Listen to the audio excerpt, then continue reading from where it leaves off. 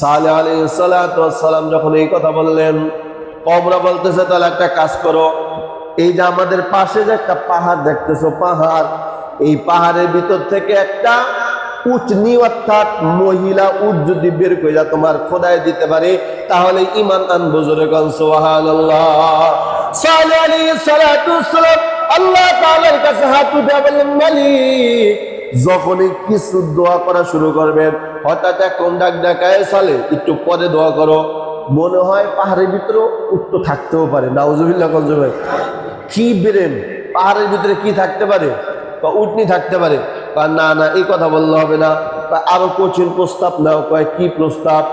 তোমার খোদার কাছে বলবা পাহাড় না বরং যে কোনো একটা পাথরের ভিতর থেকে জানি একটা উটনি বের করে। আল্লাহ সুবহানাল্লাহ। আল্লাহ পারবে কি পারবে না? যখন আবার সালেহ আলাইহিস সালাতু ওয়াস সালাম দোয়া করা শুরু করলেন, হঠাৎ করে ডাক দেখায়, না না, তোমার খোদাই পাথরের ভিতরে রাখতে পারে। নাউজুবিল্লাহ। কি বেরেন, একটা পাথরের ভিতরে কি কোনোদিন উট থাকতে পারে ভাই? অথচ তারা বলতেছে না পাথরের ভিতরে থাকতে পারে, বিশ্বাস করি না। তাহলে কি করা যায়? এবার আরেকজনে দেখাই যে আমাদের সামনে একটা পাথর আছে, এই জায়গাটা আমরা দেখতেছি, তুমি একটা কাজ করো, তোমার খোদার কাছে বলো এই যে আমাদের সামনে যে পাথরটা আছে এই পাথরের ভিতর থেকে যদি একটা উটনি মহিলা উটনি বাড়ি করা দেয় তাহলে আমি ঈমান আনবো। জোরে কোন সুবহানাল্লাহ। সালেহ আলাইহিস সালাতু ওয়াস সালাম আল্লাহর কাছে দোয়া করলেন, মালিক, আমার উম্মতেরা চায় আপনি যদি পাথর থেকে একটা উটনি বের করেন তাহলে বিশ্বাস করব। আল্লাহ পাক রব্বুল আলামিন সাথে সাথে সালেহ আলাইহিস সালাতু ওয়াস সালামের দোয়া কবুল করলেন। তাকায় দেখেন গর্ভবতী মহিলার যেইভাবে পেট বড় হয়, তাদের চোখের সামনে দেখতেছে মোটামুটি পাথরটা আস্তে আস্তে বড় হইতেছে। কিছুক্ষণ পর কুদরতে ওই পাথর থেকে একটা জ্যান্ত মহিলা উটনি আল্লাহ তাআলা বের করে দিলেন। চিৎকার মেরে কন্যা সুবহানাল্লাহ। কাদের কুদরত কুদারত हर से खाद आकुलात, कादर कुदरत कुदारत हर से खाद आकुलात, मुर्दारा उजा बबख्शद जिंदारा बेजा कुनात। সবাই বলে সুবহানাল্লাহ। এবার দেখে বিশ্বাস করলাম, তবে আমাদের আরো কিছু পরীক্ষা আছে। আলহামদুলিল্লাহ, আল্লাহ পাকের দরবারে লাখো কোটি শুকরিয়া আদায় করি যে মহান আল্লাহ তাআলা আপনাকে আমাকে সুস্থ রেখে ভালো রেখে আল্লাহ পাক রব্বুল আলামিনের পবিত্র হুকুম জুমার নামাজ পড়ার উদ্দেশ্যে মসজিদে আসার বসার কিছু কথা বলার শোনার তৌফিক দান করলেন। সেই দয়াময় আল্লাহ পাক রব্বুল আলামিনের আলিশান দরবারে শুকরিয়া আদায় করি মুসলমান হিসেবে ঈমানের আওয়াজ উঁচু করে এক আওয়াজ উচ্চ কণ্ঠে সকলেই কালেমতো শুকর উচ্চারণ করি আলহামদুলিল্লাহ। লক্ষ কোটি দুরূদ ও সালাম বিশ্ব মানবতার কান্ডারি, বিশ্ব মানবতার মুক্তির দিশারি সাইয়্যিদুল মুরসালিন রাহমাতুল লিল আলামিন খাতামুন নবিয়্যিন ইমামুল মুরসালিন হযরত মুহাম্মদুর রাসূলুল্লাহ সাল্লাল্লাহু আলাইহি ওয়া আলিহি ওয়াসাল্লামের উপর। মুহতারাম হাজরিন, আজকে রজব মাসের দ্বিতীয় জুমা। রজব মাস আসা মাত্র আল্লাহর হাবিব সাল্লাল্লাহু আলাইহি ওয়াসাল্লাম 5টা আমল করতে বলতেন। কয়টা? খুব মনোযোগ সহকারে বুঝবেন, শুনবেন, আমল করার চেষ্টা করবেন। রজব মাস আসলে কয়টা আমল করার জন্য রাসূল বলতেন? 5টা। 1 নাম্বার, রজবের চাঁদ দেখা মাত্রই রাসূল আল্লাহ তাআলার কাছে দোয়া করতেন, আল্লাহুম্মা বারিক লানা ফি রজব ওয়া শাবান ওয়া বাল্লিগনা রমাদান। এই দোয়া আল্লাহর হাবিব সাল্লাল্লাহু আলাইহি ওয়াসাল্লাম সবসময় পড়তেন। আল্লাহুম্মা বারিক লানা ফি রজব ওয়া শাবান ওয়া বাল্লিগনা রমাদান। অর্থ কি? হে আল্লাহ, রজব এবং শাবান মাসের বরকত আমাদের দান করেন এবং রমজান পর্যন্ত আমাদের হায়াতকে বাড়ায় দেন। সুবহানাল্লাহ। এই একটা আমল, 1 নম্বর আমল কি? বেশি বেশি দোয়া পড়া, বেশি বেশি দোয়া পড়া। 2 নম্বর আমল রমজান মাসের প্রস্তুতি গ্রহণ করা। 2 নম্বরে রমজান মাসে, কারণ সামনে কি মাস আসতেছে আমাদের সামনে? রমজান মাস। রজব শাবানের পরে কি মাস? রমজান মাস। তো এই 2 মাসে আমাদের করণীয় হলো বেশি বেশি 1 নম্বরে দোয়া পড়া, 2 নম্বরে রমজান মাসের প্রস্তুতি গ্রহণ করা। কিভাবে গ্রহণ করবে? বলে রমজান মাসকে ভালোভাবে আমল করার জন্য যত দুনিয়াবি জায় ঝামেলা আছে তা থেকে মুক্ত হওয়া। বুঝতে পারছেন? রমজান মাসের প্রস্তুতি গ্রহণ করার মাধ্যম হলো রমজান মাসকে পুরাপুরি কাজে লাগানোর জন্য, আল্লাহর ইবাদতে যেন বিঘ্নতা সৃষ্টি না হয়, ব্যাঘাত সৃষ্টি না হয়, এজন্য দুনিয়াবি যত কাজ আছে তা রমজান মাসের আগে ক্লিয়ার করা। 2 নম্বর আমল। 3 নম্বর আমল এই মাসে বেশি বেশি রোজা রাখা। কি রাখা? এই মাসে বেশি বেশি কি রাখা? বিশেষ করে সোমবার এবং বৃহস্পতিবার রোজা রাখা। শুধু রজব মাসের জন্য না, আল্লাহর হাবিব সাল্লাল্লাহু আলাইহি ওয়াসাল্লাম সারা বছর প্রতি সোমবার এবং প্রতি বৃহস্পতিবার রোজা রাখতেন। জোরে কোন সুবহানাল্লাহ। আপনাদের জানতে ইচ্ছে হয় না রাসূল এই 2 দিন কেন রোজা রাখতেন? 1 নম্বর কারণ, সোমবার রোজা রাখার কারণ হলো নবী বলেন, এই দিন আমি দুনিয়াতে পদার্পণ করেছি, আল্লাহ তাআলা আমাকে দুনিয়াতে এই দিন প্রেরণ করেছেন, তার শুকরিয়া আদায় করার জন্য আমি সোমবার দিন রোজা রাখি। সুবহানাল্লাহ বলেন। তাহলে বোঝা গেল নবী তার জন্ম পালন করেন রোজার মাধ্যমে। কিসের মাধ্যমে? বর্তমান যারা সুন্নি দাবি করে, সুন্নত মানে না, তারা নবীজির জন্ম পালন করে খাওন দাওনের মাধ্যমে, রোজার মাধ্যমে না, মিছিল মিটিং করার মাধ্যমে। ঠিক বললাম না ভাই? ঠিক বললাম। তাহলে নবীর তরিকায় কেউ যদি নবীকে মোহাব্বত করে, সেই ক্ষেত্রে নবীর উদযাপন, জন্ম যদি কেউ পালন করতে চায়, 1 নম্বর শুকরিয়া আদায় করার মাধ্যমের নাম কি? রোজা। সোমবার দিন কি রাখা ভাই? রোজা রাখা। 1 নম্বর কারণ। তাফসীরের কিতাবে আসছে 2 নম্বর সোমবার দিন রোজা রাখার কারণ হলো এই দিন আল্লাহ তাআলা নবীর উপরে কোরআন নাযিল করেন। এই কারণে নবী শুকরিয়া আদান সোমবার দিন রোজা রাখেন।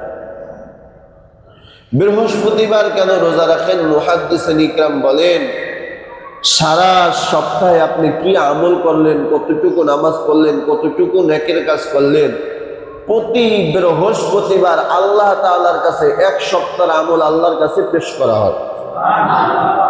এজন্য নবী বলেন, আমার আমলটা আল্লাহ তাআলার কাছে এমন সময় পেশ করা হয় যে অবস্থায় আমি যেন নবী রোজা অবস্থায় থাকি। তার মানে আমার আমলটা যদি রোজা থাকা অবস্থায় আল্লাহর কাছে পৌঁছানো হয়, আল্লাহ খুশি না বেজা? কথা বলেন। এজন্য রাসূল বলেন, এ উম্মতরা, তোমরা যদি নফল ইবাদতের ভিতরে যদি রোজা রাখতে চাও, তাহলে প্রতি সোমবার এবং বৃহস্পতিবার, বিশেষ করে বৃহস্পতিবার রোজাটা রাখো, কারণ এই দিন 1 সপ্তাহের আমলনামা কার কাছে জমা দেওয়া হয়? কিন্তু দুর্ভাগ্যের ব্যাপার, কপাল পোড়া বদনসিব মুনাফিক মার্কা মুসলমান আমরা, দুনিয়াতে মানুষ যত আঁকা মুকাম, যত অশ্লীল কাজ করবো সব করে বৃহস্পতিবার। কথা বলেন না কেন? শুক্রবার বিয়ার দাওয়াত, তার আগের দিন গায়ে হলুদের অনুষ্ঠান, মিনি সিনেমা হলের আয়োজন করে কি করে না? জোরে বলেন, করে কি করে না? তাহলে বদনসিব কপাল পোড়া মুনাফিক মার্কা মুসলমানের আমলনামাটা আল্লাহ তাআলার কাছে পেশ করা হয় যেদিন গায়ে হলুদের অনুষ্ঠান হয়, বক্স বাজে, আনন্দ করে, গানের ভিতরে নিমজ্জিত থাকে, ওই অবস্থায় আল্লাহ তাআলার কাছে আমলনামা পেশ করা হয়। তাহলে ঘরের ভিতরে গজব ছাড়া শান্তি কোনোদিন আসতে পারে না। শুক্রবার ইবাদতের দিন। কিসের দিন? আল্লাহ তাআলার পক্ষ থেকে দেওয়া। শুক্রবার ছুটির দিন, ইবাদতের দিন। বৃহস্পতিবার রাত্রে কেউ যদি, আল্লাহ রাসূল বলেন, তাহাজ্জুদের নামাজ আদায় করে, জিকির আজকার করে, সারা সপ্তাহ জিকির করলে যে সওয়াব হয়, বৃহস্পতিবার রাত্রে আমল করার কারণে আল্লাহ ওই সওয়াব দান করে। অথচ সেই বৃহস্পতিবার মুসলমানের সন্তান কাটায় দিতেছে গান বাদ্য, গায়ে হলুদের অনুষ্ঠানের মাধ্যমে। আল্লাহ এই সমস্ত গুনাহ থেকে আমাদেরকে হেফাজত করুন, সকলে বলে আমিন। এরপরে হাদিস থেকে পাওয়া যায় আল্লাহ রসুল প্রতি আরবি মাসের 3 দিন রোজা রাখতেন। কয়দিন? 3 দিন, 13, 14, 15, যাকে আইয়ামে বীজ বলা হয়। প্রতি আরবি মাসের 13, 14, 15 এই 3 দিন নবীজি কি রাখতেন? রোজা রাখতেন। তাহলে নবীজির জীবনী থেকে, হাদিস থেকে পাওয়া যায় নবী প্রতি সোমবার রোজা রাখতেন, প্রতি বৃহস্পতিবার রোজা রাখতেন, এবং আরবি মাসের 13, 14, 15 তারিখে নবীজি কি রাখতেন? অতএব 3 নম্বর আমল হলো রজব মাসের বেশি বেশি নফল রোজা রাখা। কি রাখা? তাহলে রোজা রাখার অভ্যস্ত যদি আপনি রজব মাসে করেন, শাবান মাসে করেন, তাহলে আলহামদুলিল্লাহ রমজান মাসে আপনার রোজা রাখা সহজ হবে। সুবহানাল্লাহ। 3 নম্বর আমল। 4 নম্বর আমল হলো তাহাজ্জুদের আমল করা। কি করা ভাই? তাহাজ্জুদের আমল করা। তার মানে যে ব্যক্তি রোজা রাখবে সে সারি খেতে উঠবে। কথা বলে না? সাহারি না খায় তার রোজা মোটামুটি কেউ রাখতে সহজে পারবে না। যেহেতু সাহারি খাইতেই হবে, তাহলে সাহারি খাওয়ার আগে যদি 2 রাকাত নামাজ পড়ে আল্লাহ তাআলার কদমে সিজদাটা লাগায় দেওয়া যায়, আর এই রজব মাসে যদি ইবাদত করে আল্লাহর কাছে চাওয়া যায়, খুশি হবেন কে? জোরে বলেন কে? আল্লাহ তাআলা খুশি হবেন। এজন্য রজব মাসে 4 নম্বর আমল হলো তাহাজ্জুদের আমল করা। কি করা? তাহাজ্জুদের অভ্যাস করা, যাতে রমজান মাসে আপনার অভ্যাসে পরিণত হয়ে যায়। 5 নম্বর আমল হলো বেশি বেশি নেক আমল করা, গুনাহের কাজ ছেড়ে দেওয়া। বেশি বেশি, সবাই কথা বলেন, বেশি বেশি নেক আমল করা, গুনাহের কাজ কেন ছাড়বেন তার আয়াত আমি আল্লাহ পাক রব্বুল আলামিন বলেন, আমি জানাই দিই, শোনো। কেন করবা এই মাসে ইবাদত? কেন করবা? গুনাহ থেকে কেন ফিরবা জানো? আল্লাহ পাক রব্বুল আলামিন বলেন, ইন্না ইদ্দাতাশ শুহুরি ইনদাল্লাহি 12 শাহরান ফি কিতাবিল্লাহ ইয়াওমা খালাকাস সামাওয়াতি ওয়াল আরদা মিনহা আরবাআতুন হুরুম।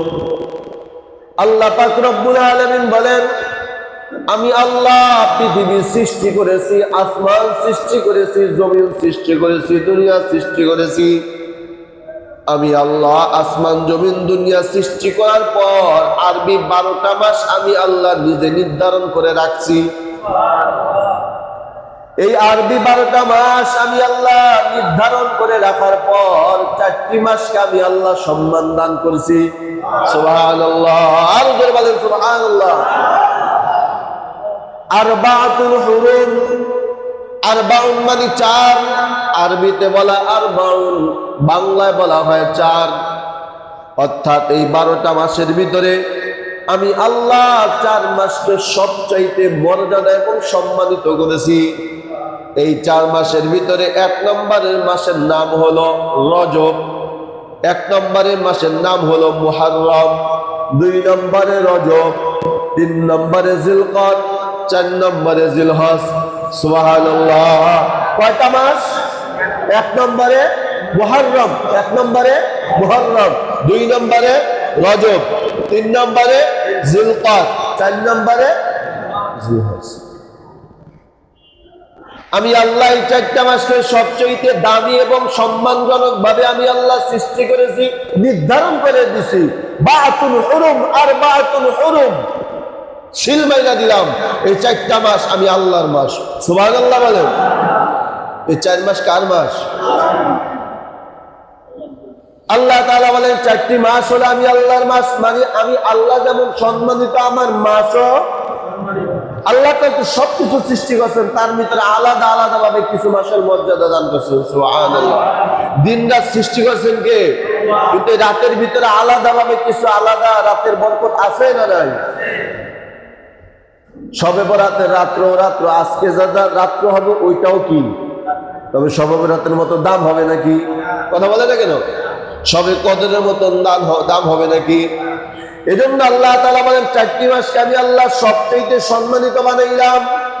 1 নম্বরে মুহররম, 2 নম্বরে রজব, 3 নম্বরে জিলকদ, 4 নম্বরে জিলহজ, এই 4টা মাসে যদি কেউ বেশি বেশি ইবাদত করে, আল্লাহ তাআলা বলেন আমি যেমন মাসকে সিল মাইরা সম্মানিত বানায় দিলাম, আমি আল্লাহ জাতে সিফাতের কসম খায় বলি বান্দারে, এই মাসটা যদি বেশি বেশি ইবাদত করো, আমি আল্লাহ দুনিয়া এবং আখিরাতে তোমারও সম্মানিত বানায় দিব।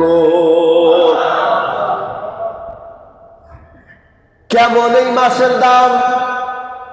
রজব মাসের দাম, মুহররমের দাম, জিলকদের দাম, জিলহজের দাম। এই মাসকে সম্মান দিতে গিয়া কোনো বেঈমান ওই মাসে যুদ্ধ করে না। সুবহানাল্লাহ বলেন।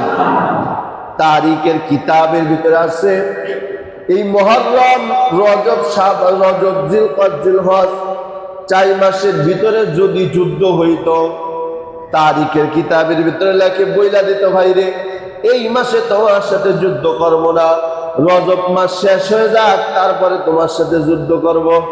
সুবহানাল্লাহ। কাফেররা ওই মাসকে দাম দিত, আজকে মুসলমান দাম দেয় না, মুসলমানরা দাম দেয় না। যদি দাম দিতেই পারতো, এত অনুনয় বিনয় কইরা বললাম মাগরিবের পরে, এরপরে ফটকাবাজি আর আতরবাজি থেকে তাদেরকে বিরত রাখা যায়নি। ঠিক যে বলতেছেন, আপনার এলাকার পোলাপানি বাড়িওয়ালারা বলছিলাম যে একটু বইলা দিয়েন, বলছেন কিনা আল্লাহ মাহবুব ভালো জানে, আল্লাহ হেদায়েত দান করুক সকলে বলে। অতএব এই মাসকে সবচেয়ে দামি মাস, যত বেশি ইবাদত করবেন সওয়াব দিবেন কে? আল্লাহর হাবিব সাল্লাল্লাহু আলাইহি ওয়াসাল্লাম বলেন, আবু হুরায়রা রাদিয়াল্লাহু তাআলা আনহু মান সামা ইয়াওমা 27, আল্লাহ রাসূল বলেন মিরাজের রাত অর্থাৎ রজব মাসের 27 তারিখের দিন কেউ যদি রোজা রাখে, নফল রোজা, শুকরিয়া তার, রজব মেরাজের উদ্দেশ্যে রোজা রাখা যাবে না। তবে আল্লাহ তাআলা যে ইবাদত করতে বলছেন, এই ইবাদতের উদ্দেশ্যে কেউ যদি 27 তারিখ রোজা রাখে, আল্লাহ রাসূল সাল্লাল্লাহু আলাইহি ওয়াসাল্লাম বলেন মিন রাজাব কাতাবাল্লাহু লাহু ইয়াওমা 60 শাহরা। রাসূল বলেন এই একটা দিন কেউ যদি রোজা রাখে, আমি আল্লাহ তাআলা খুশি হইয়া 60 মাস ইবাদত, 60 মাস রোজা রাখলে যে সওয়াব হয়, ওই পরিমাণ সওয়াব বান্দার আমলনামায় আল্লাহ লিখে দেন। এই রজব মাসের ফজিলত, এজন্য রজব মাসে অন্যায় করা যাবে, জুলুম করা যাবে? আল্লাহ নিজে বলে দিয়েছেন, যালিকা দ্বীনুল কাইয়্যিম ফালা তাযলিমু ফীহিন্না আনফুসাকুম ফালা তাযলিমুহুন্না ফীহিন্না আনফুসাকুম। এ বান্দা সাবধান, আমি আল্লাহ নিজে কিন্তু কখনো জুলুম করি না, তোরাও করবি না। বিশেষ করে এই 4টা মাসে নিজের উপরে জুলুম করবি না, মানুষের উপরে জুলুম করবি না, অত্যাচার করবি না, গুনাহ করবি না, যত পারবি নেক কামাই করবি, সম্মান বাড়ায় দিবেন কে? আল্লাহ যেমন সম্মানিত, আল্লাহ বা তাআলার বান্দা যদি হইতে পারি, আমাদেরও সম্মান বাড়ায় দিবেন কে? আল্লাহ। এই হলো 5টা আমল, করবো তো ইনশাআল্লাহ। 1 নম্বরে বেশি বেশি দোয়া পড়া, 2 নম্বরে কি করা ভুলে গেছে 2 নম্বরে রোজা রাখা, কি রাখা? রোজা রাখা। 3 নম্বরে তাহাজ্জুদ পড়া, 3 নম্বরে তাহাজ্জুদ পড়া। 4 নম্বরে বেশি বেশি আমল করা, 4 নম্বরে বেশি বেশি আমল করা। 2 নম্বর ছিল হলো রমজান মাসের প্রস্তুতি গ্রহণ করা, আর 5 নম্বর হলো গুনাহ ছেড়ে দেওয়া, নেকের কাজ বেশি করা। সুবহানাল্লাহ। অর্থাৎ রমজান মাস আসার আগে রজব মাস থেকে আপনার পুরাপুরি প্রস্তুতি গ্রহণ করতে হবে, ইবাদতের মাধ্যমে, রোজার মাধ্যমে, তাহাজ্জুদের মাধ্যমে, বিভিন্ন দুনিয়ার ঝামেলা ত্যাগ করার মাধ্যমে রমজানের জন্য প্রস্তুতি গ্রহণ করা। জোরে কোন সুবহানাল্লাহ। তবে এই মাস যেমন সম্মানিত, তেমন এই মাসের ইতিহাসও বড় ভয়ঙ্কর, খুবই ভয়ঙ্কর। কিতাবের ভিতরে আছে এই পৃথিবীর ভিতরে সর্বপ্রথম শিরকের সূচনা হয় এই মাসে। যদি কন্যা আউযুবিল্লাহ, এই রজব মাসে পৃথিবীতে সর্বপ্রথম মূর্তি পূজা, দুর্গা পূজা, কালী পূজা শুরু হয় এই মাসে। জোরে কন্যা আউযুবিল্লাহ। এই কারণে কিতাবের ভিতরে লাগছে এই মাসটা হলো বেঈমানদের ধ্বংসের মাস, মুসলমানদের বিজয়ের মাস। সুবহানাল্লাহ বলেন। এই মাসে পৃথিবীর ভিতরে মূর্তি পূজা শুরু হয়। কিভাবে? খুব খেয়াল করবেন, চিন্তা ফিকির করে এই কথাগুলো শুনবেন। এখন 15 মিনিট কথা বলুন, খুব খেয়াল করবেন। বাকি আলোচনা করতে না পারলে আগামী জুমায় করবো, কিন্তু এই 15 মিনিট খুব খেয়াল করবেন। ভালো একটা পয়েন্ট আউট করে দেবো আপনাদেরকে, কিতাব থেকে মোতালা করে নিয়ে আসছি। এই পৃথিবীতে সর্বপ্রথম মূর্তি পূজা শুরু হয় কিভাবে?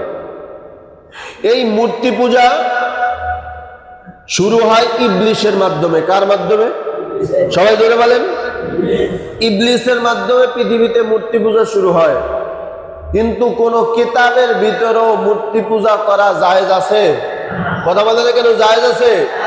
হিন্দুদের যত কিতাব আছে, অথর্ববেদ, চতুর্বেদ, সাম্যবেদ, ঋগ্বেদ, এই যে 4টা যে হিন্দুদের কিতাব আছে, এই 4টা কিতাবের ভিতরে লেখা আছে একং ব্রাহ্মণ, এরপর আপনার দৈত্য, নাহিয়া, নাস্তা, কিঞ্চাত, এইভাবে তাদের মন্ত্রগুলা দেওয়া।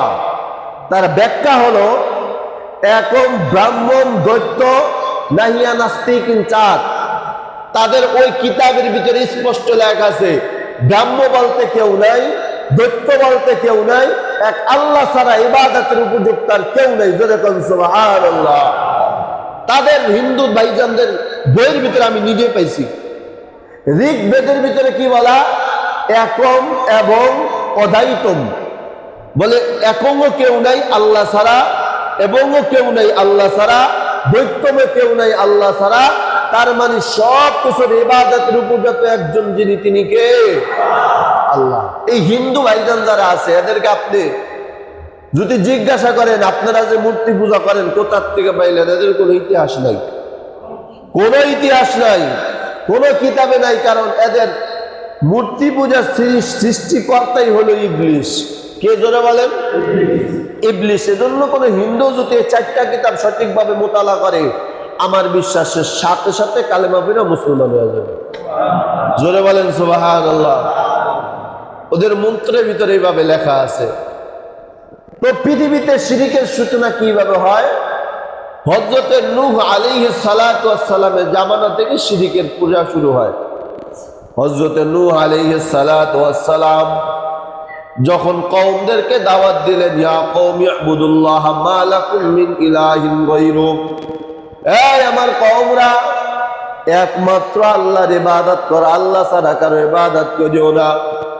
নূহ আলাইহিস সালাতু ওয়াস সালাম এইভাবে দাওয়াত দিলেন।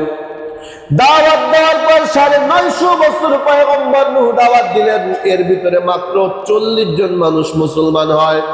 সুবহানাল্লাহ। এই 40 জনের ভিতরে 5 জন বড় আল্লাহওয়ালা বুজুর্গ ছিলেন। যখন নূহ আলাইহিস সালাতু ওয়াস সালাম দুনিয়া থেকে বিদায় হয়ে গেলেন, তার অবস্থা তো মূর্তি পূজা ওরকম ভাবে শুরু হয় না। কিন্তু নূহ আলাইহিস সালাতু ওয়াস সালামের কালেমা দাওয়াত পাইয়া যেই 40 জন মুসলমান হন, এই 40 জনের ভিতরে 5 জন বড় আল্লাহওয়ালা বুজুর্গ ছিলেন। এই 5 জনের নাম কোরআনের ভাষায় বলে ইয়াউদ্দু। আল্লাহ পাক রব্বুল আলামিন বলেন, একটার নাম হলো ইয়াগুদ্দু, 2 নম্বরে সাওউন, 3 নম্বরে হলো আপনার সদিকুন। এইভাবে 5 জন বুজুর্গের নাম বলা হয়। আল্লাহ রাসূল সাল্লাল্লাহু আলাইহি ওয়াসাল্লাম যখন নূহ আলাইহিস সালাতু ওয়াস সালাম দুনিয়া থেকে বিদায় নেয়, মানুষকে মোটা মোটা আমলের উপরে উঠায়। এরপরে নূহ আলাইহিস সালাতু ওয়াস সালামের বিদায় পর হযরত সালেহ আলাইহিস সালাতু ওয়াস সালাম যখন আসলেন, সালেহ আলাইহিস সালাতু ওয়াস সালাম যখন কালেমার দাওয়াত দিলেন, ইয়া কওমি ইবুদুল্লাহ মা লাকুম মিন ইলাহিন গায়রু, সালেহ আলাইহিস সালাতু ওয়াস সালাম বলেন, ও আমার কওমরা, তোমরা একমাত্র আল্লাহর ইবাদত করো, গায়রুল্লাহর ইবাদত করিও না। বলে একমাত্র তোমাদের রব হলো আল্লাহ। ওই মানুষগুলা ডাকায়, না না, আমাদের রব একজন না, বরং আমাদের আল্লাহ হলো 5 জন। চিল্লায়া বলেন না নাউজুবিল্লাহ। আমাদের আল্লাহ কয়জন? জোরে বলেন। তাদের ভাষায় তারা কি বলে? আল্লাহ কয়জন? 5 জন। আসলে তারা এই যে বলছে পাঁচজন, এরা কোনো খোদা না, এরা হলো একজন আল্লাহওয়ালা বুজুর্গ। এরা কি ভাই? আল্লাহওয়ালা বুজুর্গ। নূহ আলাইহিস সালাতু ওয়াস সালামের জামানায় এই পাঁচজন মানুষ আল্লাহওয়ালা বুজুর্গ ছিলেন। এই মানুষটার আনন্দের কারণে এই পাঁচজন আল্লাহওয়ালা বুজুর্গের সাথে যারা ইবাদত করতো, ইবাদতে মজা পাইতো, আমল বেশি করতো। সুবহানাল্লাহ। যেমন আমি আপনাদেরকে উদাহরণ দেই, এখানে আমি সুযোগী বয়ান না কইরা বাংলাদেশের প্রখ্যাত বড় বক্তা যারা আছেন তারা যদি সেখানে আলোচনা করতো, ভালো লাগতো না খারাপ লাগতো? কথা বলে না কেন? যদি হাফিজ হুজুর রহমাতুল্লাহ আলাইহি বয়ান করতেন, ভালো লাগতো না খারাপ লাগতো? এখানে যদি শামসুল হক ফরিদপুরি রহমাতুল্লাহ আলাইহি আসতেন, লোক কম হইতো না বেশি হইতো? আব্দুল কাদের জিলানী যদি আসতো, লোক কম হইতো না বেশি হইতো? আল্লাহর নবীর কোন সাহাবা যদি আসতো, লোক কম হইতো না বেশি হইতো? আর স্বয়ং আল্লাহ রাসূল যদি আসতো, লোক কম হইতো না বেশি হইতো? তাহলে বোঝা গেল মানুষ যত ভালো হয় তার সঙ্গে স্পর্শে থাকার কারণে মানুষের আমল করতে মজা পায়। ঠিক না ভাই? ঠিক। এই পাঁচজন মানুষ বুজুর্গের সাথে যখন মানুষগুলো ইবাদত করতো, মোটামুটি ইবাদতের ভিতরে একটা মজা পাওয়া গেছে। মজা পাওয়া গেছে মানে আল্লাহর ইবাদত খুব ভালোভাবে করে। যখন এই পাঁচটা মানুষ আল্লাহওয়ালা বুজুর্গ দুনিয়া থেকে বিদায় হয়ে যায়, মানুষের ভিতরে আমলের ভিতরে অলসতা চলে আসে। অলসতা আসার কারণে মিস্টার ইবলিস কয়, কি ব্যাপার তোমরা কেন এখন ইবাদত বেশি করো না, ইবাদতটা তো কম করো কেন?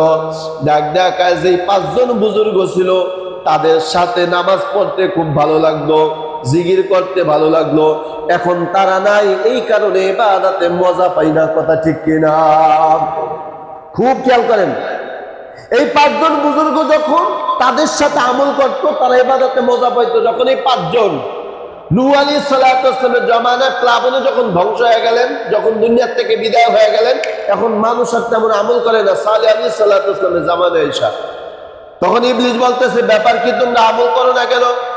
আমলে মজা পাই না কেন? সে পূর্বে পাঁচজন বুজুর্গ এখন আর নাই।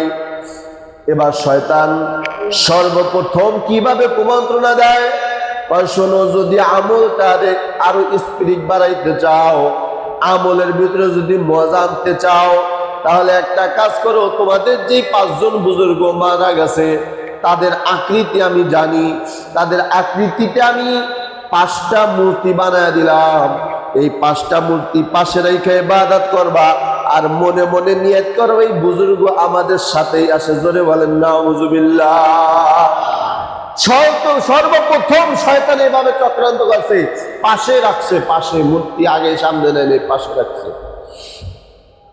যখন শয়তান মূর্তিগুলা পাশে রাখলো, এবার মানুষ আবার আবেগের মতো ইবাদত শুরু করলো। যখন এই প্রজন্ম দুনিয়া থেকে বিদায় হয়ে গেল, শয়তান দেখলো মোটামুটি পাশে রাখার কারণে যেহেতু ইবাদতে মজা পাইছে, তাহলে এরা যখন দুনিয়া থেকে আবার বিদায় হয়ে গেল, প্রজন্ম পরবর্তী প্রজন্ম যখন আবার আসলো, এবার শয়তানেরকে ডাকডা বলতেছে, শোনো, যেই পাঁচজন বুজুর্গের মূর্তি তোমাদের পাশে আছে, তোমার বাপ দ্বারা এদের পায়ে সেজদা করতো। জোরে কর নাউজুবিল্লাহ। তোমাদের বাপ দ্বারা এদের পায়ে পয়রা সেজদা করতো, এদেরকে পূজা করতো। বরঞ্চ তোমরাও যদি আমল ভালো করতে চাও, আমলের ভিতরে স্পিড বাড়াইতে চাও, তাহলে এদেরকে তোমরাও সামনে রাইখা পূজা করো, তাহলে তোমার আমলের ভিতরে মজা পাইবা। জোরে কর নাউজুবিল্লাহ। আসলে কি এরা কোনো খোদা নাকি বুজুর্গ? জোরে বলেন না কেন ভাই? এরা কোনো খোদা না বুজুর্গ?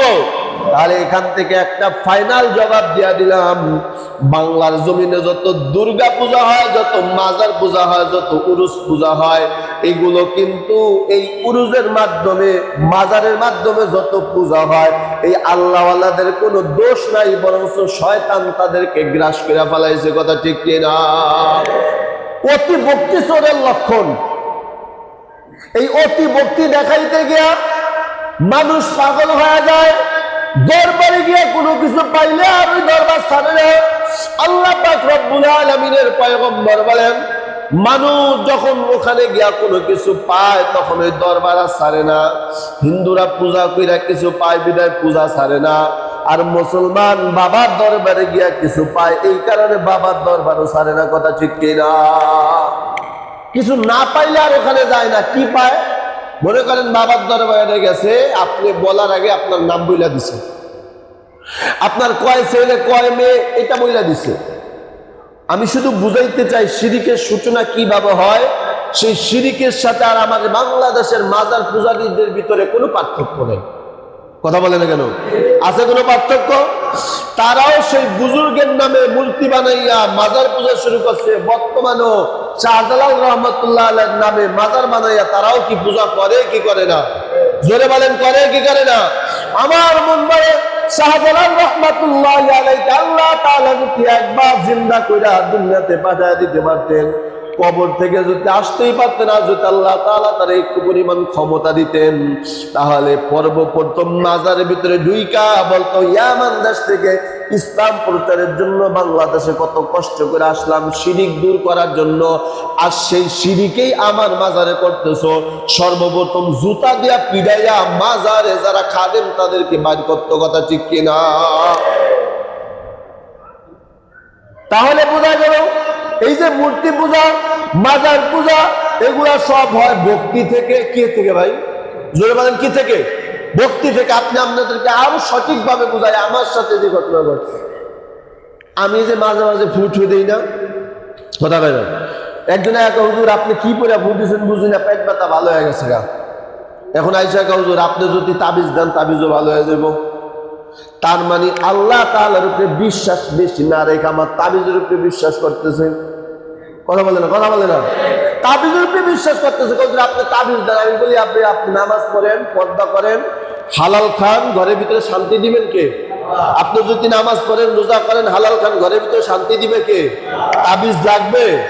আমি এই কথা বলার কয়েক হুজুর নামাজ পড়ে পুরো ভাগে তাবিজ দেন, নাউজুবিল্লাহ বলেন। কয়জন নামাজ পড়ে পড়বো, রোজা পড়ে রাখবো, আগে তাবিজ দেন। তার মানে কি? তার মাথার ভিতরে ঢুকছে তাবিজ আমার উপকার করবে, হুজুরের ফু আমার উপকার করবে, হুজুরের প্রতি ভক্ত হয়ে গেছে, হুজুরে যা বলে তাই হয়ে যায়। এই অতি ভক্তির কারণে মানুষ মানুষকে ভক্তি করে, আল্লাহকে ভক্তি করে না। ঠিক না ভাই? ঠিক। এই যে যেই বুজুর্গগুলা মারা গেল, যে বুজুর্গের 5 জন বুজুর্গের নামে 5টা মূর্তি বানানো হলো, বেঈমানরা ওই 5টা মূর্তির সামনে গিয়া মাজার পূজা শুরু করে দিছে। এই মাজার পূজা শুরু করার কারণে পৃথিবীতে সর্বপ্রথম, এই দুনিয়াতে সর্বপ্রথম পূজা শুরু হয়ে গেছে। জোরে কান নাউজুবিল্লাহ। তাহলে ওই নূহ আলাইহিস সালাতু ওয়াস সালামের জামানায় শয়তান যে 5টা মূর্তি বানাইয়া তাদেরকে পূজা করাইলো আল্লাহওয়ালাদের নাম ধরিয়া, আর বর্তমানে যারা মাজার পূজা করে ওই মুশরিকদের সাথে তাদের সাথে কোনো পার্থক্য নাই। ঠিক না ভাই? ঠিক। এমনও মাজার বানাইছে যেই মাজারে কোনোদিন, যে আল্লাহর ওলির নামে বানাইছে, আল্লাহর ওলি জীবনে এখানে কোনোদিন আসেও নাই। আরে আল্লাহ তো এই কথা বলে যায় নাই, আমি মারা যাওয়ার পর আমার নামে মাজার বানাইবা, বলে গেছেন নাকি? আর আমি আপনারা কে কোনো তো হাদিসে জানেন না, কোনো কিতাবে পড়েন না। 181 জন তাসকিরাতুল আউলিয়া কিতাব আমার কাছে আছে। আমি শাইখ আহমদুল্লাহ মাঝভান্ডারী রহমাতুল্লাহি আলাইহি জীবনী পড়ছি, শাহ আলীর জীবনী পড়ছি, এরপর আপনার ওই যে খানজাহান আলীর জীবনী পড়ছি, শাহ মাখদুমের জীবনী পড়ছি, শাহজালাল, শাহপরান, শাহ মাহমুদ শাহ, শাহ আলী, খানজাহান আলী, আহমদুল্লাহ মাঝভান্ডারী, এদের জীবনী পড়ছি। বরং ওই মাঝভান্ডারী শরীফের এই আহমদুল্লাহ মাঝভান্ডারীর জীবনের ভিতরে পয়লা পাইলাম, এই আহমদুল্লাহ মাঝভান্ডারী একবার আমাদের আপনার চট্টগ্রাম আপনার হাটাজারি মাদ্রাসা একবার তিনি সফর করতে গেছিলেন। ওই মাদ্রাসায় গিয়ে তিনি প্রসাব করতে চাইছিলেন। যখন প্রসাব করা শুরু করলেন, তার দিলের ভিতরে ধাক্কাছে, না না, এখানে হাদিস পড়ানো হয়, এখানে প্রসাব করা যাবে না। সুবহানাল্লাহ। এত বড় আল্লাহর ওলি ছিলেন আহমদুল্লাহ মাঝভান্ডারী, অথচ তার মাজারে 24 ঘন্টা গান হয় কি হয় না? আসতে বললেন যে গাজার আসর বসে কি বসে না? শাহজালাল রহমাতুল্লাহ আলাইহি কত বড় আল্লাহর ওলি ছিলেন, শাহপরান রহমাতুল্লাহ আলাইহি কত বড় আল্লাহর ওলি ছিলেন। আজানের 4টা তাকবীরে দেওয়ার কারণে গৌর গোবিন্দের 8 তলা ভবন দুনিয়া মাটির সাথে মিশে গেছে। ঠিক না ভাই? ঠিক। তাহলে শাহজালাল রহমাতুল্লাহ আলাইহি তো বইলা যান নাই রে বাবা, আমি যখন দুনিয়া থেকে বিদায় হয়ে যাবো আমার নামে মাজার বানাইবা, আমার নামে তোমরা সিন্নি করবা, আমার নামে উরুস করবা। এ কথা তো শাহজালাল রহমাতুল্লাহ আলাইহি বলে যান নাই। বর্তমান নাউজুবিল্লাহ শাহ আলীর মাজারে যা হয় তা মুখে আনার মতন কোনো ভাষা আমার নাই। অথচ শাহ আলী একটু বড় আল্লাহ, অনেক বড় আল্লাহওয়ালা বুজুর্গ ছিলেন। সেই বাগেরহাটের খানজাহান আলী, যিনি জিনের মাধ্যমে বহু কাজ তিনি করছেন, মাজারটা তিনি জিনের মাধ্যমে বানাইছেন, তার কাছে জিনরা আলেম হয়েছে, কোরআনের হাফেজ হয়েছে। সেই খানজাহান আলীর মাজারে ওয়াল টাইম গাজার আসর আর গানের আসর, কথা ঠিক কিনা? এগুলো আল্লাহর ওলিরা কইরা দিতে বলছেন, কথা বলেন না কেন? না না, তাহলে বোঝা গেল কেন মানুষ ওখানে যায়, কাছে কিছু না পায়া যায় না। কথা বলেন, কিছু না পায়া যায় না। আমি এই ওয়াজটা এক জায়গায় করছিলাম, তখন এক যুবক দাঁড়ায় বলতেছে, হুজুর আপনি এত বড় একটা ভয়ঙ্কর কথা বললেন যে মাজারে কিছু না গেলে কেউ পায় না, পাইলে কেউ যায় না। পূজা করতেও গেলে হিন্দুরা যে পূজা করে, দুর্গা পূজা, কালী পূজা, মনসা পূজা, সরস্বতী পূজা, যাই করুক না কেন, এরা ওখানে কিছু না পাইলে ওখানে যায় না। কি পায়? আপনি কঠিন একটা কথা কোথান থেকে বললেন? আমি বললাম আল্লাহর কোরআনে আছে, জোরে কান সুবহানাল্লাহ। যুবকটা ইসলামের ব্যাপারে খুব কঠোর। আমার কাছে হুজুর কোরআন শরীফের কত নম্বর আয়াতে আছে? আমার এখন তো মনে নাই, আমি বাসায় গিয়া তারপরে তোমার বলবো, আমার নাম্বার রেখে দাও। হুজুর যাইতে কয় ঘন্টা লাগবে? আমি বলছি 2 ঘন্টা। 2 ঘন্টা পরে যুবক আমার ফোন দিছে। ফোন দেওয়ার পরে বলতেছে, হুজুর বলেন, আমি একটু জানতে চাই, বলেন কোরআন কত নম্বর আয়াতে আছে? তখন আমি বললাম 8 পারা 2 নম্বর পৃষ্ঠার ভিতরে আছে। আল্লাহ পাক রব্বুল আলামিন বলেন, ওয়াকালা শায়াতিন লা ইউহুনা ইলা আউলিয়াইহিম। আউলিয়া হলো 2 প্রকার, একটা হলো আল্লাহর আউলিয়া আর একটা হলো শয়তানের আউলিয়া। কিসের আউলিয়া? শয়তানের আউলিয়া। আর একটা কিসের আউলিয়া? ওয়াকালা শায়াতিন লা ইউহুনা ইলা আউলিয়াইহিম। শয়তানের পর আল্লাহ তাআলা আউলিয়া শব্দ লাগাইলেন, তার মানে শয়তানের আউলিয়া আলোচনা এখানে করবে। ওয়াকালা শাইতানু লা ইউহুনা ইলা আউলিয়াইহিম লিউজাদিলুহুম। আল্লাহ পাক রব্বুল আলামিন কোরআনের আয়াতে স্পষ্টের ভিতরে বলেন, কোন মানুষ মূর্তি পূজা করে কিছু না পায় ওখানে যায় না। কয় কি পায়? কয় আমি নবী যখন দুনিয়াতে আসলাম প্রত্যেকটা মূর্তি আল্লাহর কুদরতে কথা বলা শুরু করছে। জোরে কন সুবহানাল্লাহ। প্রত্যেকটা মূর্তি কথা বলা শুরু করছে। কয় কিভাবে? কয় আল্লাহ তাআলার বরকতে না, বরং সেই যে ইবলিস শয়তান আছে, প্রত্যেকটা মূর্তির ভিতরে ইবলিস শয়তান ঢুইকা।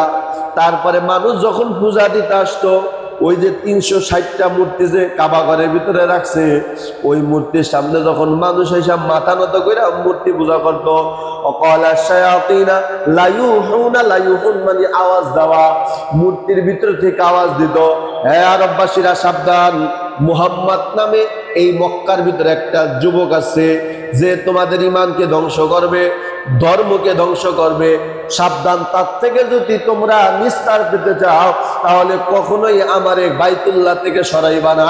চিৎকার মেরে কন্যা নাউজুবিল্লাহ। আচ্ছা, এই কথা যদি সাধারণ একটা পাথর থেকে আসে, আপনি কি বিশ্বাস করবেন? বলেন, আছে না নাই কিছু ভিতরে? কথা বলে না, কথা বলে না। মূর্তির ভিতর থেকে যদি ডাইরেক্ট কোনো ওয়াল কথা বলে, আপনি কি বিশ্বাস করবেন? কিছুর ভিতরে আছে। তার মানে ওই সময় মক্কার মানুষ আশ্চর্য হয়ে গেছে, হ্যাঁ হ্যাঁ এটা নিশ্চয়ই খোদা হতে পারে। খোদা না হইলে কোনোদিন মূর্তি কথা বলতে পারে না, কথা ঠিক কিনা? অথচ আল্লাহর কোরআন বলে,